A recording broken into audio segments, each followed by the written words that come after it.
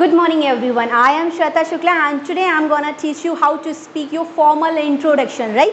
So formal introduction के बारे में अगर बात करें तो ये formal ही क्यों?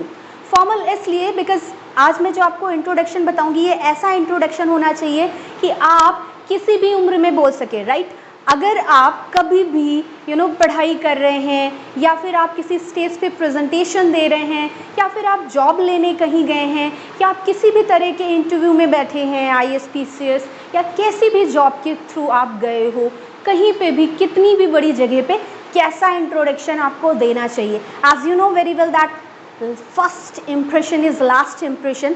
तो भाई जो पहला इम्प्रेशन होता है वही हमारा आखिरी इम्प्रेशन बन जाता है. कई जगह पे, बहुत सी जगह पे आपको मौके मिलते हैं बट बहुत सी जगह पे आपको मौके नहीं मिलते. ज़रूरी नहीं है कि आपकी किस्मत का दरवाज़ा बार बार खटके और आप ही की किस्मत का खटके, ऐसा ज़रूरी नहीं. So this is the thing, your first impression is last impression और वो पड़ता है आपके इंट्रो से. सो आपका इंट्रो कैसा होना चाहिए आज उसके ऊपर बात कर लेते हैं. जैसा कि मैंने बोल दिया कि आप हर जगह बोल सकते हैं, चाहे स्कूल में, चाहे जॉब लेने जाएं, चाहे जहाँ पे भी हो.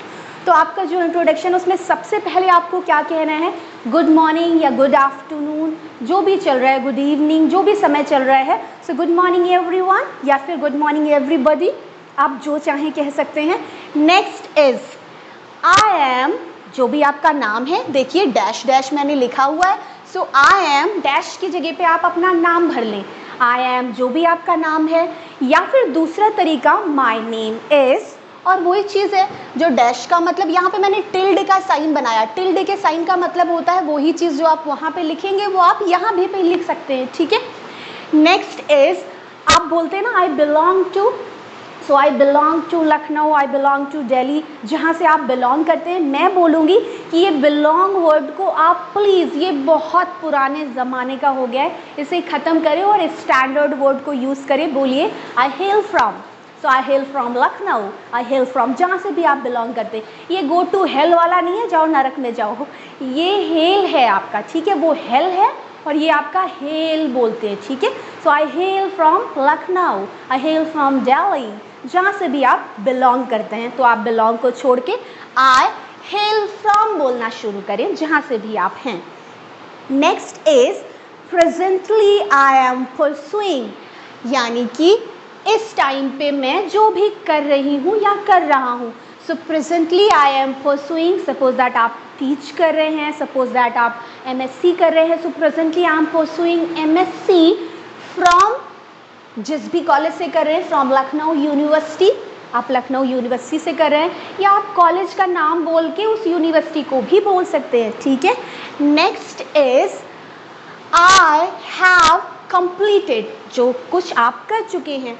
सो MSc के पहले आपने जो भी किया या आप जो भी पढ़ाई कर चुके हैं, आप उस पढ़ाई का नाम लेंगे. So I have completed BSc from, या फिर जो कुछ भी कर चुके हैं वो आपका ऑप्शनल है, आप जो कर चुके हैं. आई have completed BSc from this university या फिर this college. Next is my father is a businessman, या फिर my father is a government officer, my father is a serviceman. जो भी हैं आपके पापा, आप वो बोल सकते हैं, राइट. एंड एक बात का ध्यान दें कि जो आप बोलने लग जाते हैं नाम ना, my father's name is, my mother's name is, ये सारी चीज़ें नहीं बोली जाती पब्लिकली कभी भी. Do not speak these kind of things. ये बहुत रस्टिक लगता है कि आप अपने माता पिता और सबका नाम बोलने लग जाते हैं. ये फॉर्मल इंट्रोडक्शन में नहीं होता है. आप बोल के देखिए, आपकी आदत में पड़ा होता है, आप इंट्रो शुरू करते हैं, आप अपने माता पिता का नाम और सब बोलना शुरू कर देते हैं. It is very wrong thing, right. अगर आपसे कोई स्पेशली पूछता है कि आपके पापा का क्या नाम है, या कुछ आपसे एक्स्ट्रा इन्फॉर्मेशन के लिए अगर कोई बात करता है, पूछता है, then only you would say, then only you would answer that thing कि आपके पापा का क्या नाम है, मम्मा का क्या नाम है. अदरवाइज फॉर्मल इंट्रोडक्शन में बस यही चीज़ें आप कहते हैं जो आपके सामने लिखी हुई हैं, ठीक है.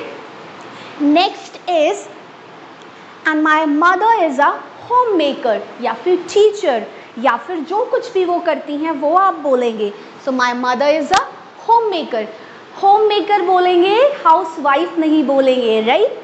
होम मेकर यानी कि वो घर को बनाती हैं, घर को बनाने वाला. ये बहुत बड़ी जॉब है, राइट गाइस. ये कोई छोटा काम नहीं है.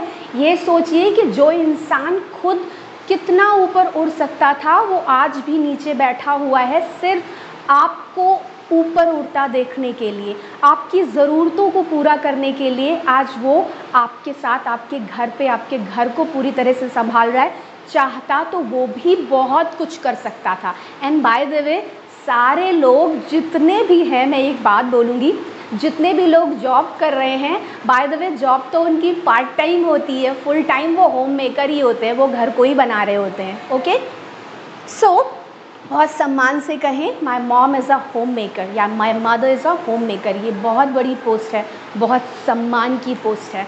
ये वो पोस्ट है जो सबको बनाती है। इन्हीं के वजह से आज जितने भी लोग धरती पे बड़े बड़े सो कॉल्ड पोस्ट पे हैं, वो इन्हीं की वजह से हैं। So my mom is a homemaker, ये बहुत सम्मान का शब्द है।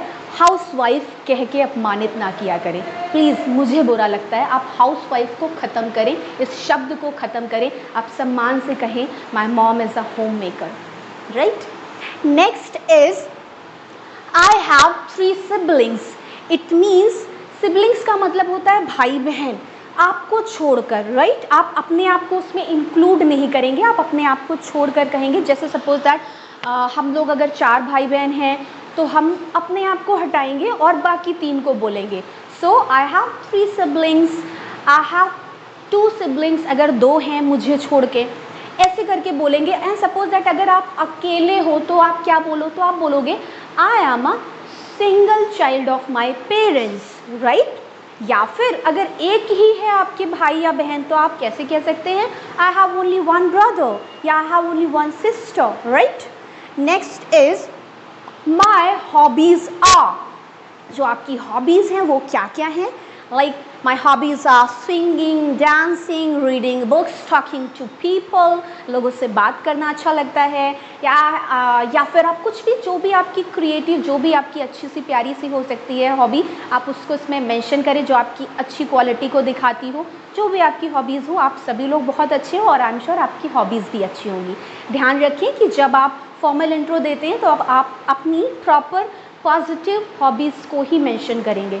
सो या फिर कुछ भी बोल सकते हैं my hobbies are to solve others problem, लोगों की प्रॉब्लम्स को सॉल्व करना, काफ़ी पॉजिटिव साउंड करता है। Next is my positive point is that I am confident, मेरा पॉजिटिव पॉइंट है दैट आई एम कॉन्फिडेंट। या फिर आई एम हार्ड वर्किंग। तो जहाँ कहीं आप जाते हैं सबसे पहले आप अपनी पॉजिटिव पॉइंट को कहें, आप नेगेटिव पॉइंट को पहले ना लाएं। So my positive point is that I am confident, I am hard working, whatever, जो भी आप चीज़ें कहना चाहते हैं वो आप अपने पॉजिटिव पॉइंट में ला सकते हैं, मेंशन कर सकते हैं। ये पूरे तरह से ऑप्शनल है, आपका है, आप अपनी मर्जी से अच्छा बोल सकते हैं जो भी आपके अंदर पॉजिटिव पॉइंट है आपको लगता है। Next is my negative point is that I M an emotional person, मतलब मैं भावुक हूँ। कोई बहुत बड़ी बुराई नहीं है इसमें कि अगर आप भावुक हैं, आपका जो भी हो। और अगर आप में से किसी को लग रहा है कि आप पूछना चाहते हैं कि नहीं इसको क्या कहते हैं इंग्लिश में, हमारा तो ये पॉइंट है, इन चीज़ों को इंग्लिश में क्या बोलते हैं, तो आप अगर उसकी इंग्लिश नहीं समझ पा रहे कि उसको कैसे बोला जाए तो आप मुझे कमेंट कर सकते हैं। I would definitely tell you कि हाँ कैसे कहते हैं उन बातों को इंग्लिश में। नेक्स्ट इज जब आप अपनी सारी बातें कह लेंगे तो आप कहेंगे that's all, thank you everybody. ठीक है, मतलब पूरी आप अपना पूरा इंट्रोडक्शन या जो भी स्पीच दे रहे हैं हमेशा से सारी बातें कहने के बाद में आप कहेंगे that's all everybody, have a great day या फिर हैव अ नाइस डे, जो आपको मैंने सिखाया था। ठीक है, कहना बिल्कुल भी ना भूलें। अब एक और चीज़ मैंने बोली है, लिखी हुई है नीचे कि पॉजिटिव पॉइंट को आप स्ट्रेंथ भी कह सकते हैं एंड नेगेटिव पॉइंट को आप वीकनेस कह सकते हैं। तो जहाँ पे आप कहते थे माई पॉजिटिव पॉइंट इज़, वहाँ पे आप ये कह सकते हैं my strength is that I am hard working.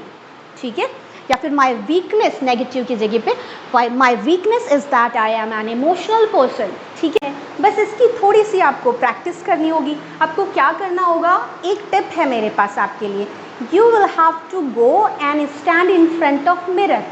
शीशा जो आईना होता है वो आपका बहुत सच्चा साथी होता है, आपके एक्सप्रेशंस तक बताता है। ठीक है, तो आप कैसे बोल रहे हैं, आपके क्या हाव भाव आ रहे हैं, किस तरह से होना चाहिए। अगर आपको वो खुद बाद में आप उसको बार बार, एक और चीज़ है, जब आप मिरर के सामने बोल बोल के कई बार प्रैक्टिस कर लें, फिर उसके बाद में आप अपने घर में सबके सामने खड़े हो और बोले कि मेरा फॉर्मल इंट्रोडक्शन है, प्लीज़ आप देख लीजिए ज़रा सा, और उसको रिकॉर्डिंग पे लगाएं। जब आप रिकॉर्डिंग पे लगाएंगे अपनी पूरी तैयारी के बाद, जब आप इसकी अच्छे से प्रैक्टिस कर लें उसके बाद में, तो आप क्या देखेंगे कि आप देख सकते हैं कि आपके एक्सप्रेशंस कैसे आ रहे हैं। अगर आपको कोई चीज़ गड़बड़ लगती है, गलत लगती है कि ऐसे नहीं बोलना चाहिए, तो आपके पास पूरी अपॉर्चुनिटी होती है कि अब आप इस चीज़ को सही कर लें और नेक्स्ट टाइम आप उस चीज़ के ऊपर काम करें और बहुत अच्छे से बोलें। तो मिरर के सामने आप बहुत अच्छे से प्रैक्टिस कर सकते हैं, राइट। सो मैं बोलूँगी कि ऑल द बेस्ट। इसी तरह से जैसे आपको बोला हुआ है मैंने, ऐसे ही आप अपना फॉर्मल इंट्रोडक्शन बोलें। और जब आप किसी भी जब आप लोगों के सामने जाके बोल रहे हैं, इतनी स्टेज पे बोल रहे हैं, तो आप स्टीपल कैरी करें। जब आपकी स्टेज प्रेजेंटेशन हो रही है आप स्टीपल कैरी करें।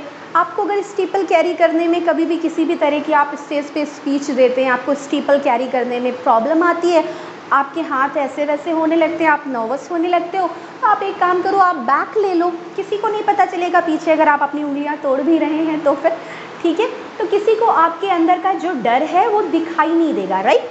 So this is very great thing. One more thing, आप प्लीज़ इन सब चीज़ों को बोलने पर ये ध्यान दें कि कहीं आप बहुत ही ज़्यादा पॉजेस तो नहीं ले रहे हैं, इट मीन्स बहुत ज़्यादा देर तो नहीं लगा रहे हैं नेक्स्ट बात बोलने में, या फिर कहीं आप इतनी जल्दी तो नहीं बोल रहे हैं अपना फॉर्मल इंट्रोडक्शन बोलते वक्त कि आप एक भी पॉज नहीं ले रहे हैं, यानी कि लोगों से आप इंटरेक्ट भी नहीं कर रहे, आई कांटेक्ट भी मेंटेन नहीं कर रहे। बात ये होती है कि आपका इंटरेक्शन होना ज़रूरी है, आई कांटेक्ट मेंटेन होना ज़रूरी है।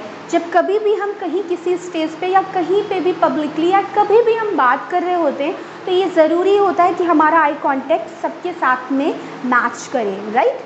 ऐसा ना हो कि हम एक को ही बराबर देख रहे हैं, दूसरे को देख ही नहीं रहे हैं, क्योंकि जब आप किसी से बात करते वक्त उसे देखते हैं एक बार, तब आप उसे अपने साथ जोड़ लेते हैं। So this is the thing, maintain your eye contact, improve your expressions and just steal the show, यानी कि बस छा जाइए। So have a great time, have a nice day.